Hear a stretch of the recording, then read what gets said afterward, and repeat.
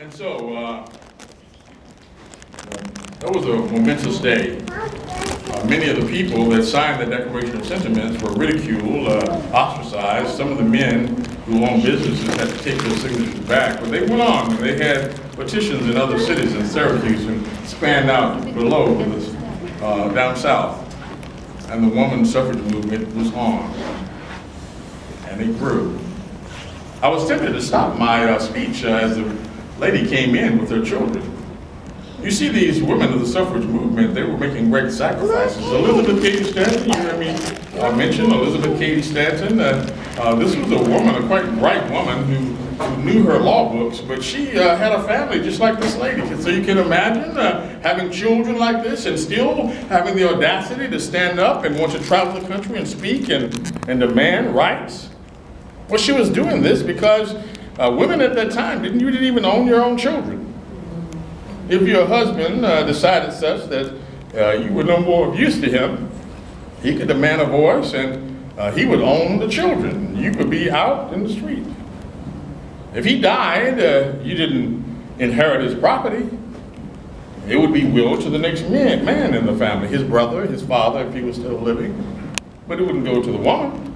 You were too dainty, too delicate. Your task for the day would have been to concern yourself with raising children and a family and a house.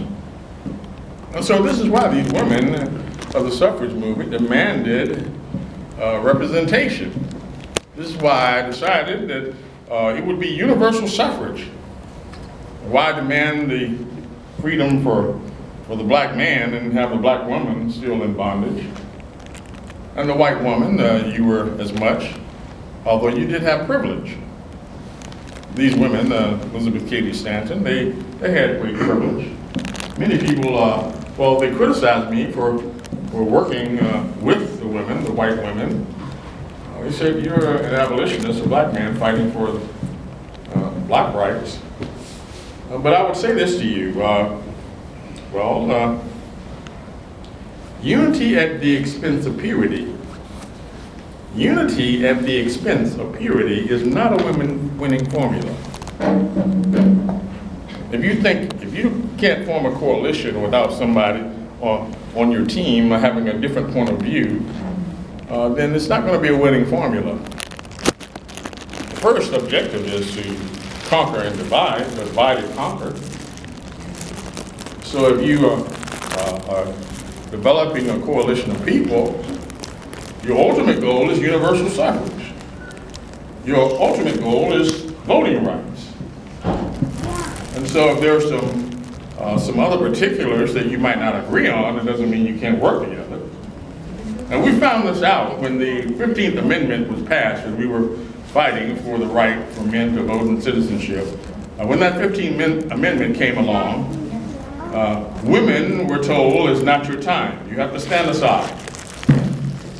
Well, there's where our differences came out.